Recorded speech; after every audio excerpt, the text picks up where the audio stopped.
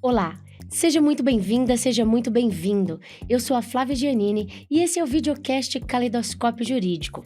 Acompanhe agora o que foi destaque no universo das leis na última semana. O governo anuncia salário mínimo em 2024, reajustado pela política de valorização. Estatal árabe cobiça Braskem, empresa multada por danos em Maceió. Estudo da ONU mostra que o Brasil lidera ranking de homicídios no mundo. E o conflito Venezuela e Guiana? Qual o risco de uma guerra na fronteira com o Brasil? O governo federal afirmou que a proposta do valor do salário mínimo para o próximo ano é de R$ 1.421. Caso a sugestão seja aprovada pelo Congresso Nacional, que deverá votá-la ainda neste mês de dezembro, o valor já começará a ser pago a partir do início de 2024. A alta no valor do salário mínimo corresponde ao aumento de 7,7%, ou R$ 101 a mais em relação ao piso atual, e é de R$ 1.320. O aumento do valor será aplicável a todos os trabalhadores do setor público e privado, como também para aposentados e pensionistas. Conosco, o advogado e professor Valber Agra.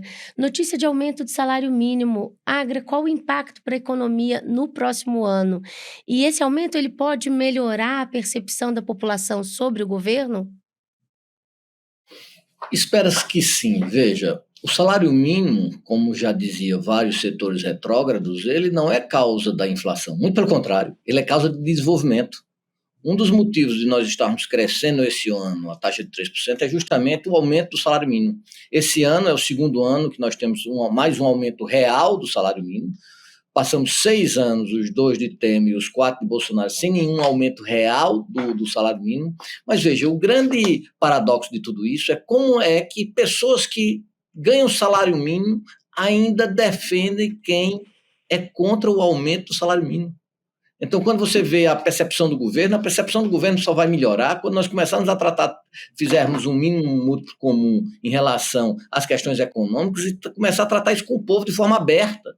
Dizer que precisa se aumentar o salário mínimo, como se precisa de verbas. Então, eu acho que nós, que somos forças progressistas, nós deveríamos prestar mais atenção naquilo que nos une, ao invés naquilo que nos traz divergências. Salário mínimo é insumo básico, não só para a dignidade da pessoa humana, mas elemento, insumo insubstituível para o desenvolvimento econômico. A crise decorrente do risco de colapso de uma mina de exploração de sal-gema em Maceió, no estado de Alagoas, tem colocado em foco a Braskem. Entretanto, no início de novembro, uma empresa petrolífera estatal do Emirados Árabes fez uma oferta de 2,1 bilhões de dólares, cerca de 10,3 bilhões de reais, para adquirir grande parte da participação da Novonor na Braskem. Mas a situação da empresa anda complicada. O Instituto de Meio Ambiente do Estado de Alagoas informou que multou a companhia em mais de 72 milhões por problemas relacionados à mina 18. O IMA cobra que a empresa seja punida por danos ambientais, pelo risco de colapso e pela omissão de informações relativas à mina. Também a Bolsa de Valores brasileira, a B3, anunciou que por conta da situação em Maceió, a Braskem foi excluída do seu índice de sustentabilidade empresarial, que acompanha o desempenho dos ativos de empresas que se comprometem com as questões ambientais, sociais e de governança corporativa. Bom, Agra, a confusão da Braskem só aumenta. Quem vai pagar objetivamente por essa tragédia? Veja como no Brasil as discussões são mal entabuladas. Primeiro, ninguém está aqui para não defender a fundamentalidade do meio ambiente. Isso é muito claro. Mas veja, de quem é a responsabilidade de ter deixado a Braskem instalar lá? Que não é a empresa que instalou hoje. A empresa que está lá há vários anos. Eu conheço essa história da Braskem no mínimo há 10. Então, por que não ter tomado uma decisão antes? Estudos ambientais, estudos de impacto ambiental, que são pré-requisitos inexoráveis para começar a atividade. Nada disso foi respeitado. Então, há um caso agora grave, mas o que eu acho mais grave ainda é o seguinte: está-se numa crise porque vai gerar um passivo ambiental. o Brasil tem um déficit na indústria petroquímica. A Braskem é uma indústria petroquímica. Nós hoje importamos da indústria química, da Argélia, veja, nós que exportávamos. Aí o que é que se propõe a solução? Vender para um fundo árabe que quer comprar por 2,1 bi. Ou seja, a preço literalmente banana. Todo mundo hoje acha que no Brasil se compra a preço de banana, mas esse fundo árabe tem expertise na indústria petroquímica? Não, não tem. Então, veja, nós deixamos lá a questão ambiental, que está lá, ninguém vai fazer nada nisso, e tentamos ainda dilapidar um patrimônio nosso que é tão relevante como se fez na questão da Lava Jato, quando todo o setor da construção civil foi dilapidado em prol da indústria norte-americana. Isso aqui é mais grave. Nós não temos o foco no essencial. O essencial aí, a responsabilidade ambiental é muito clara, mas pegar essa usina e transferir o ativo no momento que esses ativos estão em baixa. Alguém vai vender a casa que você está quando o mercado está em baixa, quando sua casa vale menos? Aposto que ninguém faria isso em sã consciência, Flávio. Então, você está deixando claro que a responsabilidade por essa tragédia, obviamente, não é só das empresas e também dos governos e todas das entidades, órgãos que tiveram envolvidos com os licenciamentos e ao longo desse tempo, né? Mas aí, qual vai ser a saída? Para onde a gente começa a resolver esse pepino? Primeiro, a responsabilidade, você disse bem, não é a responsabilidade atual. É a responsabilidade também do governo, porque para a empresa se instalar lá, ela teve que fazer vários e vários estudos, há várias e várias fiscalizações. Então, a empresa não é culpada só. Há uma culpa muito grande em vigilando do governo federal. A questão é responsabilizar, obviamente, quem deve ser responsabilizado, os órgãos estaduais, municipais e federais, a própria empresa, tentar alocar a população e tentar fazer com que esse patrimônio que está aí não seja vendido. Se a empresa nacional não teve o cuidado, você acha que um fundo árabe, do Emirados Árabes, eles têm algum compromisso com a rigidez ambiental do povo alagoano? Você acha mesmo que tem? Então, veja, se a situação está ruim, a solução, se eu estou com uma ferida no braço, a solução é amputar o braço. Será que essa solução é mesmo a melhor? Não seria melhor tratar da ferida? No Brasil, nós esquecemos disso. Nós fazemos metonímias que são metonímias que são ilógicas. E isso sempre levando o quê? Uma lesividade da nossa nação. É isso que esse discurso básico, porque da direita é muito bom, Flávia, mas esse direito tem que ser amparado em algo. Como vai ser amparado em algo se todos os ativos nacionais a gente concorda com a venda, inclusive com o beneplácito de parte dos setores que se dizem progressistas. Veja a questão da Sabesp, aquilo foi um crime onde todos os municípios, todos os países estão estatizando a água. Como é que São Paulo vai privatizar? Como privatizou?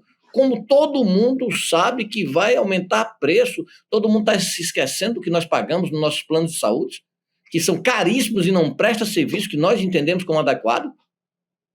Então, veja, é um momento muito crítico, muito crítico.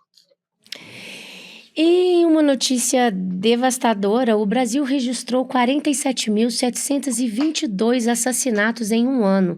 Isso significa 10,4% do total mundial. Em homicídios per capita, o Brasil está na 11ª posição, com 22,38 mortes a cada 100 mil habitantes, quase 4 vezes mais do que a média global. O país lidera o ranking mundial de homicídios em números absolutos, de acordo com dados do Estudo Global sobre Homicídios 2023, divulgado pela ONU. Do total de 458 mil homicídios em todo o mundo registrados em 2021, 10,4 deles recorrem ao Brasil. Em todo o planeta, mais pessoas foram mortas por homicídios do que por conflitos armados e terrorismo juntos, com uma média de 52 vítimas por hora. O total de homicídios registrados em 2021 é 4 vezes superior à média anual de mortes em conflitos armados. Agra, um ranking aí que envergonha o Brasil e demonstra o quão equivocadas estão as políticas de segurança pública em todo o mundo, mas principalmente aqui no país, onde tanto se gasta do orçamento público com essa área, né? E aí? Qual a nossa saída? A saída é difícil. Veja, um país onde o evangélico é armamentista, onde eu pego e armo a população assim a esmo, para só as empresas de armamento terem lucro. Você é cristão armamentista, está se matando hoje no Brasil, crimes passionais, crimes de classe média, onde a pessoa não tem um revólver, não sabe utilizar, aí mata a pessoa, o feminicídio crescendo, homicídios normais. No pano de fundo, uma questão social. Nós somos o quinto país com maior distribuição, com pior distribuição de renda do mundo, uma questão social latente aí. Nós temos quase 6% de pessoas abaixo da linha da pobreza, 10% na linha da pobreza, isso num país de dimensões continentais como o Brasil. Nós temos uma tradição cultural de violência. Nós temos, por exemplo, setores da sociedade que querem criminalizar a maconha. Se você descriminalizasse a maconha, só aí tu ia livrar da penitenciária, que é algo falido, 35% dos presos que não tem por que estar lá. Eles estão lá fazendo especializações do crime. Você tem hoje os cigarros eletrônicos, que são muito mais maléficos do que a maconha. Então, por que essas hipocrisias? Você tem hoje os remédios, os Ritalinas, os Vinvances da vida, que são muito mais perniciosos do que a própria maconha. E olha que eu não sou usuário, tenho preconceitos enormes em relação a isso, mas é uma questão de saúde pública. Então, a sociedade brasileira tem que deixar essa letargia e essas hipocrisias e começar a discutir, uma discussão muito clara. E essas discussões não podem ter, obviamente, limites. Essas discussões, quanto mais amplas serão, maiores serão os resultados. E veja que esse ano ainda nós estamos crescendo 3%, que é uma taxa muito interessante, estamos gerando 2 milhões de empregos. Imagina se nós estivéssemos numa recessão. Esse número de homicídios seria algo mais avassalador ainda. E na última notícia, as tensões pela possibilidade de um conflito na América do Sul cresceram após a Venezuela aprovar em referendo a proposta de seu governo para criar um novo estado em uma região disputada pelos dois países. Embora o Brasil considere o conflito pouco provável, as Forças Armadas já preparam um cenário para essa possibilidade e aumentaram o nível de alerta na região. A presença de militares brasileiros nas duas fronteiras, com a Venezuela e com a Guiana, foi inclusive ampliada com veículos blindados. Valber, um conflito agora na fronteira com o Brasil. Qual a posição jurídica o Brasil pode ter relacionado a esse conflito e qual a posição política a gente tem escolhido nesse momento? Olha, a posição política do governo é muito sensata. O governo, ele apoia, inclusive está na nossa Constituição, no artigo 4º, a autodeterminação dos povos, a soberania. Então, o Brasil quer que esses conflitos e esses litígios sejam solucionados de forma pacífica. Ele é veemente contrário a qualquer aventuras belicistas. Agora, nós temos na Guiana um protetorado inglês no século XXI, que foi tomado da Venezuela lá no século XVIII, que inclusive o Brasil perdeu essa disputa territorial em prol do imperialismo. Veja, as questões do imperialismo eles são latentes, não é apenas na Europa, não, nem na África. Eles são latentes agora. Então, se você dizer, é mais uma aventura do Maduro. Não, não é só isso. Eles têm, obviamente, uma fundamentação, mas no século XXI, tu querer discutir isso do ponto de vista bélico, quando eles não têm condição financeira de aguentar nem 2 dias de escaramuças com as forças norte-americanas, então isso daí, obviamente, é uma pantomima. Agora, com detalhe, veja, nós não temos nem tanques para isso. Os tanques nós estamos esperando, nós que fomos exportadores de tanques, adensando a cadeia produtiva, gerando emprego, gerando negócios, hoje nós importamos tanques da Itália, que não tinha lá na década de 80 e 90 a nossa tecnologia. E ainda alguns ficam dizendo que o Brasil, alguns do sistema financeiro ficam dizendo que o Brasil está relegado a crescer a 1,5%, 2% ao ano. Veja, que a industrialização não é importante. Essa é a questão essencial dessas forças progressistas. Vamos parar de discutir perfumaria e vamos discutir o que é mais essencial. O que é mais essencial é nossa soberania econômica, essa sim. Essa é que nos garante o projeto nação. Certo, Valber, muito obrigada pela sua participação. E a partir de agora você acompanha a entrevista de Valber Agra com o jurista advogado e ex-magistrado Ingo Wolfgang Salé.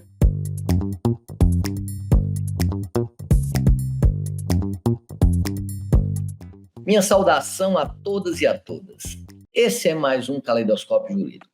Agora com um dos nomes exponenciais do direito constitucional. Ingo representa o que nós temos de melhor. É alguém que tem uma elaboração fora, seu doutorado foi na Alemanha, é professor de várias universidades, foi professor da PUC Rio Grande do Sul, é professor da UFRGS, é professor do mestrado e doutorado também da PUC Rio Grande do Sul, tem grupo de pesquisa no CNPq, foi do Poder Judiciário, hoje é um dos brilhantes e exponenciais advogados deste país, com tradição de defesa das prerrogativas garantistas da Constituição.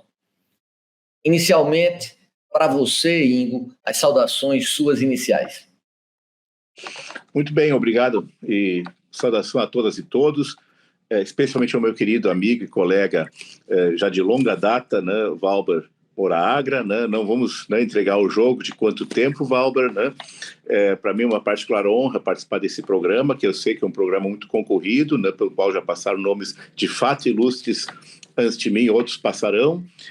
Valber, que é também um referencial, um advogado extremamente bem sucedido, né, e prestigiado em nível nacional em várias áreas, é um acadêmico também prestigiado, tem obras fundamentais de direito eleitoral, administrativo, constitucional, né? Isso que eu não estou esquecendo alguma coisa, Valber, né? Nesse contexto foi diretor, né, da Escola Judicial, estou na diretoria da Escola Judicial Nacional Eleitoral, do TSE, então, portanto, é uma redobrada honra, Valber, estar aqui contigo e também saudar aqui, né, a Flávia e o César, né, que essa equipe de apoio, evidentemente, né, é imprescindível, a condição sine qua non que nós pudéssemos até estar aqui travando esse diálogo. Então, muito obrigado. A minha primeira, na verdade, aqui não são perguntas, aqui são provocações. Diante de tanto discurso de ódio, de autoritarismo, ainda vale a pena estudar direito constitucional, professor Ingo Safet? Muito bem, essa é a questão das questões, né? Nunca dantes tão em voga, nunca dantes tão premente, nunca dantes tão real, né? Tão atual, né? Como nos últimos tempos, né? Não só, evidentemente, né?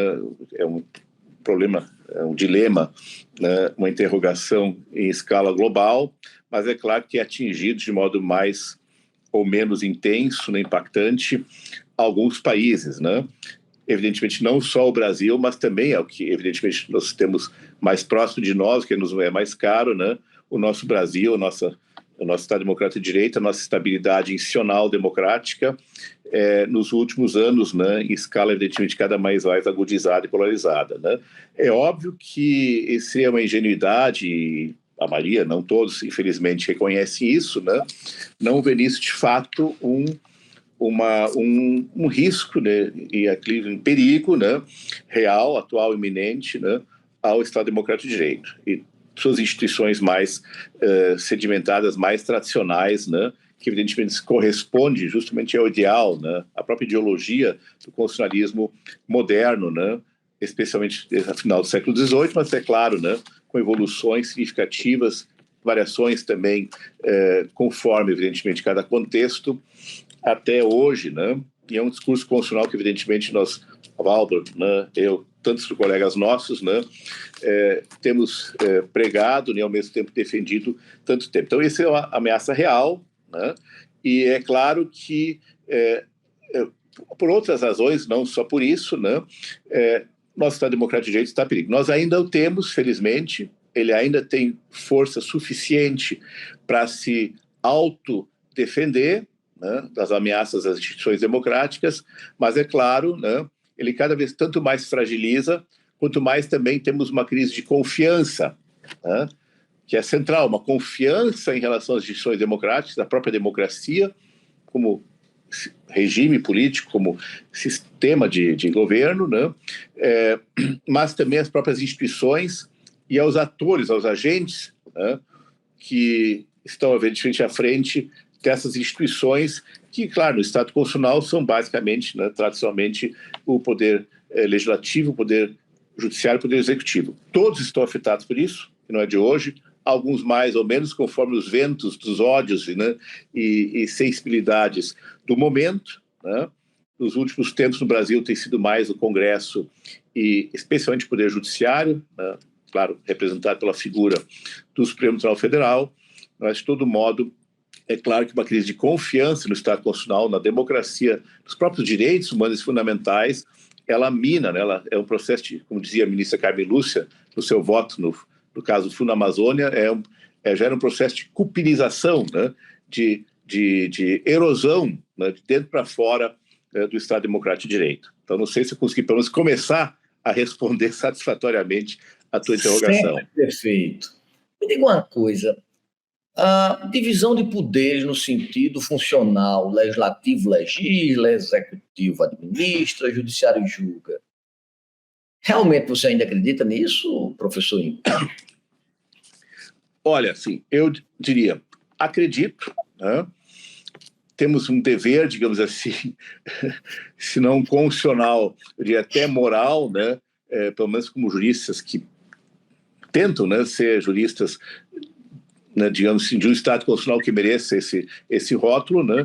Mas é evidente que também, né, acreditar nesse esquema de separação dos poderes, né, da mesma forma, hoje, como há 40 anos atrás, não precisamos nem tão longe, há 20 anos atrás, né, digamos assim, até a Segunda Guerra Mundial, e depois aquilo que se praticou, como se pregou durante o século XIX, né, final do século XVIII, seria, evidentemente, como disse, uma ingenuidade, né, e até mesmo equivocado, né? Então, é claro que nós temos tido um desenvolver significativo, uma evolução significativa nesse esquema, né, em parte, evidentemente, não para o bem, em parte, de fato, numa também erosão e também realmente um esvaziamento desse esquema de separação dos poderes, muito além disso, né, de freios e contrapesos, que é a versão, digamos assim, original americana, da ação norte-americana, que também nós assumimos em outros países, de separação, divisão de poderes, né. É claro que esses poderes tradicionais têm disputado espaço, né, com a formação de novos poderes, né, que alguns até tentam, né, seja por qual razão, nem sempre tão briosa, né, tão generosa, tão bondosa, né, equiparar aos poderes tradicionais, né, como, por exemplo, o Ministério Público, né, é um exemplo, a mídia, né, e outros tantos exemplos que nós temos, inclusive, vivenciado, né, ao longo do tempo. Então, é claro, ali temos um problema, né, mas evidentemente que na medida que se repensa, se reestrutura o esquema de separação dos poderes para um sistema que, evidentemente, seja compatível com as exigências dos nossos tempos, que a gente permite uma certa flexibilidade, né, do que tange a distribuição das competências, né, e desse sistema de freios e contrapesos, né, isso sim é indispensável, né, porque senão seria simplesmente, né, galvanizar um conceito, um princípio, né, quando o mundo já mudou não sei quantas vezes de forma radical, né? Por exemplo, o papel do executivo, que precisa ser reforçado num tempo de exceção, como o da pandemia, né? É claro que o papel legislativo em matéria de restrição de direitos fundamentais, dando apenas exemplo, deveria ser proeminente, obviamente, absolutamente preferencial, né? O Poder Judiciário, o Poder Executivo deveria ter um papel proeminente na execução, obviamente, das leis, e o Poder Judiciário deveria ter um papel proeminente de fazer o controle, né, da constitucionalidade, da legitimidade dessas leis, estritamente dentro dos marcos constitucionais, né? Isso é o esquema, obviamente, básico, ideal, né? Mas é óbvio que há situações, né, há exigências, demandas, né, que evidentemente exigem, inclusive, para que se possa preservar a própria democracia, o Estado constitucional de direito, né, há ajustes temporários, excepcionais, né, e até mesmo novos ajustes, né, em função dos novos tempos. Eu diria assim, isso é claro, é um fenômeno. Um dos exemplos aqui que poderia dar é a regulação das Big Techs, né, das Big Techs, que se transformaram num poder que vai muito além hoje do poder econômico, é um poder social, né, e é um poder, inclusive, político, né, de grande influência política, né, como nós bem sabemos. Né. Já que você está falando... Perdão. Foi não. Não, eu... Não, por favor. Não, por favor, vamos lá. Eu acho que falei demais. As grandes plataformas, não seria essa ágora grega pós-moderna não seria a privatização do espaço político, ou seja, um espaço onde eu poderia disseminar fake news e discurso de ódio? E já que estou dizendo isso, a democracia é compatível com discurso de ódio? A liberdade de expressão pode respaldar discurso de ódio? Não, muito bem. Novamente, feliz a tua intervenção, né? Primeiro, para me deixar falar demais, né? Em segundo lugar, por isso me dar espaço, né? A poder, pelo menos, trocarmos algumas ideias sobre essas questões que, obviamente, são absolutamente umbilicalmente vinculadas, né? Bom, primeira parte, com relação, obviamente, a democracia, né? Na chamada Ágora, né? Na grande Ágora digital, né? Obviamente, nós temos um papel, de fato, importante, que se verificou, de fato, muito importante, né, na ampliação do espaço público, né, e de uma espécie de democracia direta, participativa e informal, né, nos últimos tempos. Esse é um papel central, porque, evidentemente, a possibilidade de termos acesso a informações sobre tudo que acontece no mundo, inclusive violações de direitos fundamentais e direitos humanos, em tempo praticamente real, né, é absolutamente central para que se possa rapidamente, né, mobilizar a opinião pública, inclusive também o poder estatal, né, em relação a isso, né, sem dúvida nenhuma, né.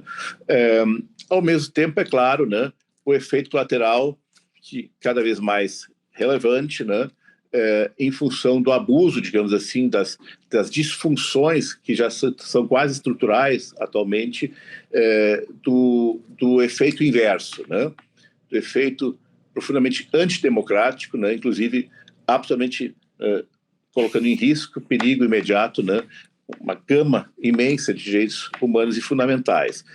Isso, de fato, está acontecendo, né, e, portanto, né, justamente a regulação das Big Techs desse ambiente, né, digital, desde a produção de dados pessoais, desde a moderação de conteúdo na internet, né, desde da utilização da inteligência artificial também nesse contexto, né, é central. E, claro, essa é uma demanda que está sendo basicamente tratada, né, em nível internacional já entrou em vigor, inclusive, né, a normativa europeia de regulação de inteligência artificial no espaço europeu, agora recentemente, né, aliás, foi aprovada, vai entrar em vigor logo em seguida, né. E o debate sobre as fake news no Brasil, né, aquele famoso PL das fake news, que na verdade vai bem além das fake news, né.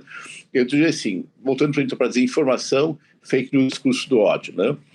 O discurso do ódio, ele é por excelência, né, um limite, né, de alcance do escopo de proteção da liberdade de expressão. Ele é antítese da liberdade de expressão, embora possa não parecer assim, né, uma primeira mirada, porque ele tem um caráter justamente de estigmatização, tanto de pessoas individuais, como também de grupos inteiros, né, sociais, de diversas formas, né. É um mecanismo de difusão, né, e de estímulo à exclusão, né, de grupos sociais, de aniquilação do pluralismo indispensável para uma sociedade minimamente democrática, né? Então, evidentemente, de corrupção do tecido social, né?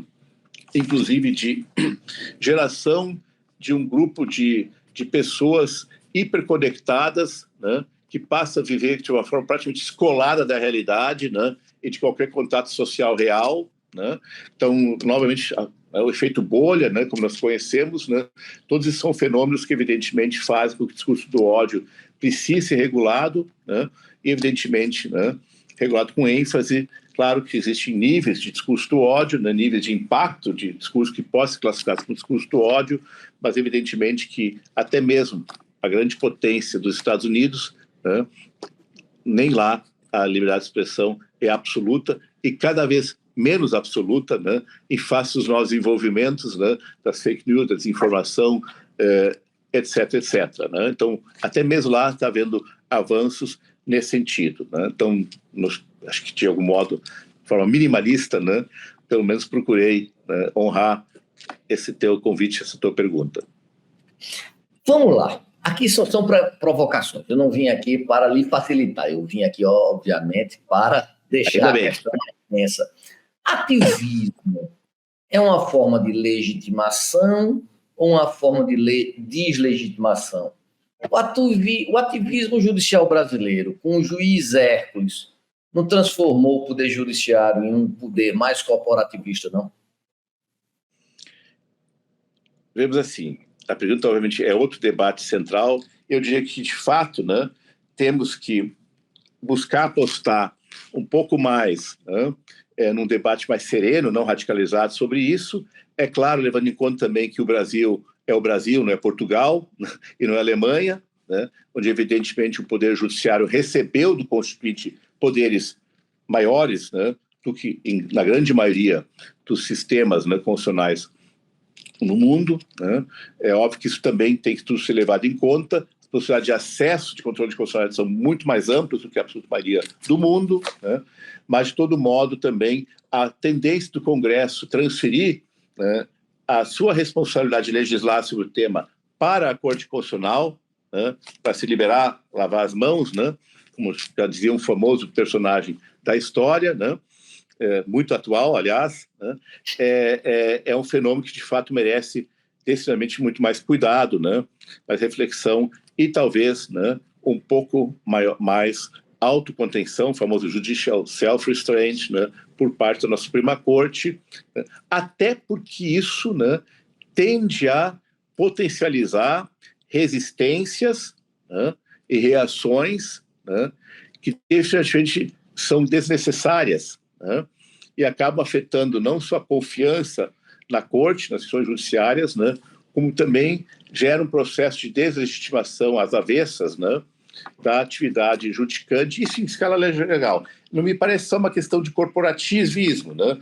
Eu classifico corporativismo bem mais naquelas situações onde, de fato, só se pensa, né, seja em qual esfera o poder público for, né, nas benesses, nas prerrogativas, em aposentadorias integrais, ou até mesmo mais do que integrais, né, em benefícios que, de fato, às vezes são de questionável legitimidade, né?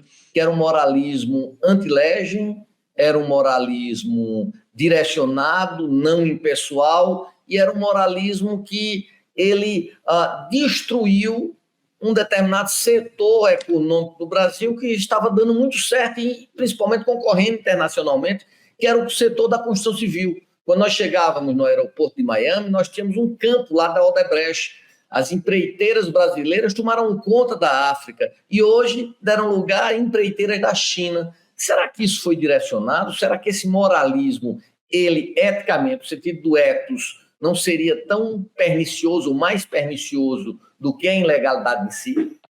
Sim, sim. Aí definitivamente eu tenho que concordar e acho que hoje, cada vez mais, tem juristas, colegas, até magistrados já despertaram para isso, né?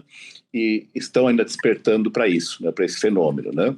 A Lava Jato, na verdade, evidentemente criou, é responsável, a Lava Jato, por uma série, né, inclusive grande e muito impactante de disfuncionalidade, discussões, de polarizações, enfim, de lá para cá, né? Isso já está mais calmo, mas o problema é que o fenômeno, né, o que está ao fundo disso, está subjaz a isso, continua, evidentemente, em vigor e basta aqui e ali alguma coisa para que isso possa novamente, né, aflorar com todo, né, fulgor, né? Se pode falar aqui em fulgor, toda poder, né? E de fato, assim, a diferença entre moralismo e moral, né, ou eticidade, né, mínima, né, ela é central aqui, né? E o moralismo sempre é direcionado, ele sempre é direcionado, né? Não há como o moralismo não ser direcionado, ele tem uma vocação diretiva, né, seletiva, né, que sempre coloca aqueles que são imorais para o lado do mal e os que são morais na sua ótica, né, no seu ponto de fala, como os bons. Isso, na verdade, traduz, em outras palavras, a famosa lógica, né, do mocinho do bandido ou a lógica schmittiana, né, do amigo e do inimigo, né? Isso é que praticamente isso acaba chancelando, né, desvelando, inclusive impulsionando, né? Então, isso em primeiro lugar. Em segundo lugar, novamente isso mostra quantas vezes, né, infelizmente, especialmente nesse contexto, não só, né, os fins acabam justificando, ou se pelo menos busca justificar, os fins considerados intrinsecamente como os melhores do mundo, né, numa justificativa de exercício de meios claramente não só legais, como flagrantemente inconstitucionais e, no limite mesmo, inclusive também definitivamente imorais, né? Justamente pelas razões, pessoalidade, seletividade, assim por diante, né?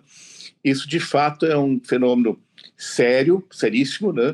Porque, além de subverter toda a lógica, né, e principologia estruturante do Estado Democrático de Direito, especialmente do Estado de Direito aqui, né, do devido processo e todas as instituições, todas as garantias do Estado de Direito, né, ela mesmo também cria, na verdade, uma situação de anormalidade, de exceção, que pode tender a ser até permanente e que justamente coloca os atores praticamente como, repito, inimigos e, por sua vez, atinge profundamente, né, a própria legitimidade do sistema, inclusive, né, dos poderes, que especialmente, é claro, né, do poder judiciário, mas também, portanto, também a imoralização ou a criminalização, inclusive, nesse caso, criminalização de fato, né, da política, da economia, né, e outras cositas más, né? E, de fato, nesse sentido, né, felizmente, talvez já tarde, né, mas nunca é tarde demais, né, está havendo pelo menos uma compreensão já diferenciada, mais saudável em relação a esses processos, sem aqui entrar em nomes, sem aqui entrar em exemplos específicos, né, que obviamente não faltariam, né, para nós colocarmos aqui, e como já são colocados, né, já há considerável tempo, de forma absolutamente pública, né, não somos nós, Valber, que agora, já com o tempo esgotando, teremos que adentrar essa esfera. Infelizmente, nosso tempo está se ultimando. Eu vou fazer agora um bate-bola, literalmente um bate-bola, com perguntas bem concisas para respostas muito curtas, tá certo? 5 minutinhos, Valber, eu tenho, sabe que eu tenho um compromisso depois, mas vamos lá, tá. Sim, muito bom. Não, na verdade, você podia ficar aqui horas contigo. Vamos lá. Ficar horas aqui. Até me candidata no segundo round outra vez. Não, será obviamente convidado, mas serão perguntas muito curtas. Em Gustavo, você é advogado ou juiz? Bom, hoje sou advogado. E acho que é muito importante nós termos essa clareza, né, de que nós fomos juízes e, com muito gosto, fui muito feliz, né, tentei pelo menos fazer o melhor possível como magistrado, mas hoje sou advogado. Acho que essa diferenciação é fundamental. Perfeito. O direito constitucional, com essa sua carga política, o direito constitucional seria uma deturpação do princípio da legalidade? Bom, essa já é uma pergunta que tu estás já quase, brincadeira à parte, sacanagem comigo, né? Porque ela tem livros escritos sobre isso, né? Mas, enfim, né? Olha, vamos agora tentar ser pontuais. A depender do modo como se compreende isso, claro que é, né? Se eu coloco a Constituição como absolutamente soberana, né, em relação à legalidade, né, eu estou subvertendo novamente a própria ideia, né, o conceito moderno de Estado Constitucional Democrático de Direito, que justamente prevê, né, que a lei deve ter a primazia, né, e que, evidentemente, a Constituição é um parâmetro, né, normativo, geral, evidentemente mais específico, mais duro, quando se trata da organização do poder do Estado, né, das regras básicas do jogo, digamos assim, né, e, claro, uma pauta principiológica aberta que é necessária justamente para poder se ter a flexibilidade suficiente para o legislador avançar, né, e também, evidentemente, o poder próprio judiciário fazer correções pontuais, né. Então, assim, nesse sentido, absolutamente de acordo. Isso também é uma pergunta intrincada, né, que vamos fazer um salto aqui, um paralelismo que me parece aqui absolutamente legítimo, né? Direito à felicidade. Direito à felicidade. Aí nasceu a pergunta. Tem amigo nosso, vamos partir do amor por felicidade, porque um está incluído no outro, né? Definitivamente não se pode dizer que a possibilidade, podermos ter amor, né? Eu prefiro o segundo incluído no primeiro.